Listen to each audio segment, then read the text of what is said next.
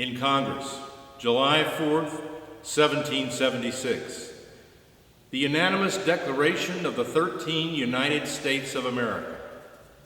When, in the course of human events, it becomes necessary for one people to dissolve the political bands which have connected them with another, and to assume among the powers of the earth the separate and equal station to which the laws of nature and of nature's God entitle them, a decent respect to the opinions of mankind requires that they should declare the causes which impel them to the separation.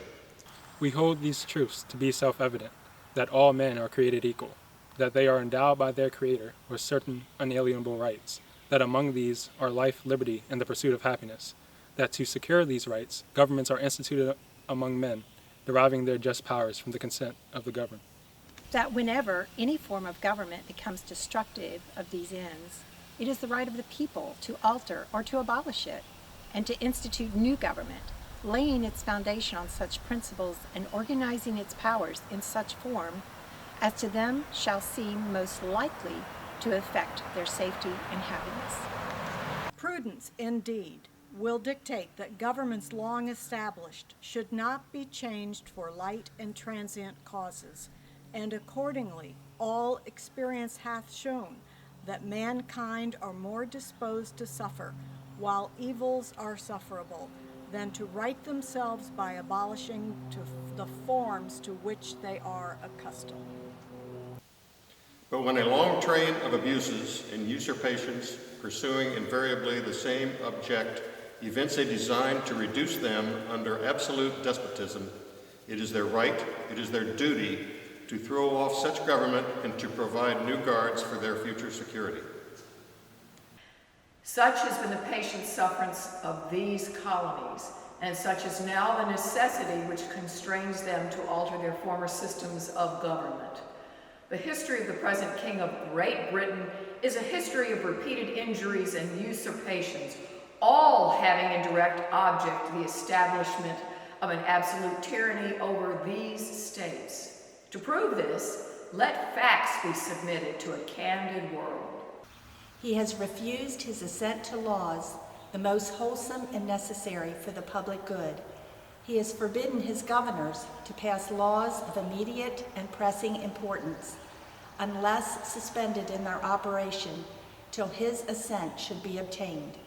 And when so suspended, he has utterly neglected to attend to them. He has refused to pass other laws for the accommodation of large districts of people, unless those people would relinquish the right of representation in the legislature, a right inestimable to them and formidable to tyrants only. He has called together legislative bodies at places unusual, uncomfortable, and distant from the depository of their public records for the sole purpose of taking them into compliance with his measures. He has refused for a long time, after such dissolutions, to cause others to be elected, whereby the legislative powers, incapable of annihilation, have returned to the people at large for their exercise, the state remaining in the meantime exposed to all the dangers of invasion from without and convulsions within. He has endeavored to prevent the population of these states, for that purpose obstructing the laws for naturalization of foreigners, refusing to pass others to encourage their migrations hither, and raising the conditions of new appropriations of lands. He has obstructed the administration of justice by refusing his assent to laws for establishing judiciary powers. He has made judges dependent on his will alone for the tenure of their offices and the amount and payment of their salaries. He has erected a multitude of new offices and sent hither swarms of officers to harass our people and eat out their substance. He has kept among us in times of peace standing armies without the consent of our legislatures. He has affected to render the military independent of and superior to the civil power. He has combined with others to subject us to a jurisdiction foreign to our Constitution and unacknowledged by our laws, giving his assent to their acts of pretended legislature. For quartering large bodies of armed troops among us, for protecting them by mock trial from punishment for any murders which they should commit on the inhabitants of these states. For cutting off our trade with all parts of the world, for imposing taxes on us without our consent, for depriving us, in many cases, of the benefits of trial by jury. For transporting us beyond seas to be tried for pretended offenses, for abolishing the free system of English laws in a neighboring province, establishing therein an arbitrary government, and enlarging its boundaries so as to render it at once an example and fit instrument for introducing the same absolute rule into these colonies. For taking away our charters, abolishing our most valuable laws, and altering fundamentally the forms of our government, for suspending our own legislatures and declaring themselves invested with power to legislate for us in all cases whatsoever. He has abdicated government here by declaring us out of his protection and waging war against us. He has plundered our seas, ravaged our coasts, burnt our towns, and destroyed the lives of our people. He is at this time transporting large armies of foreign mercenaries to complete the works of death, desolation, and tyranny, already begun with circumstances of cruelty and perfidy scarcely paralleled in the most barbarous ages, and totally unworthy the head of a civilized nation. He has constrained our fellow citizen taken captive on the high seas to bear arms against their country, to become the executioners of their friends and brethren, or to fall themselves by their hands. He has excited domestic insurrections among us, and has endeavored to bring on the inhabitants of our frontiers the merciless Indian savages, whose known rule of warfare is an undistinguished destruction of all ages, sexes, and conditions. In every stage of these oppressions, we have petitioned for redress in the most humble terms. Our repeated petitions have been answered only by repeated injury. A prince whose character is thus marked by every act which may define a tyrant is unfit to be the ruler of a free people. Nor have we been wanting in attentions to our British brethren. We have warned them from time to time of attempts by their legislature to extend an unwarrantable jurisdiction over us.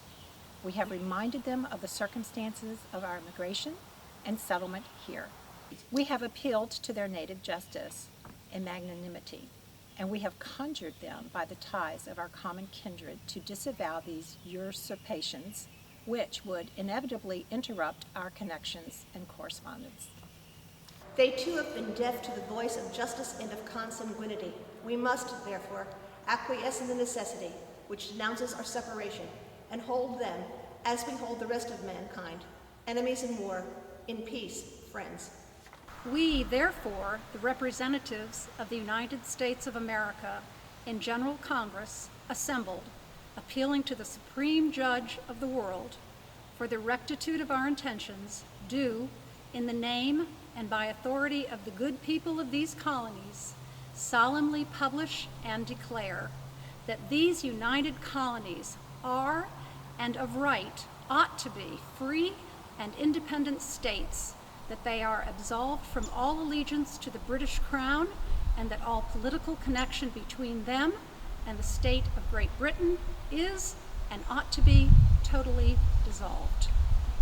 And that as free and independent states, they have full power to levy war, conclude peace, contract alliances, establish commerce, and to do all other acts and things which independent states may of right do. And for the support of this declaration, with a firm reliance on the protection of divine providence, we mutually pledge to each other our lives, our fortunes, and our sacred honor.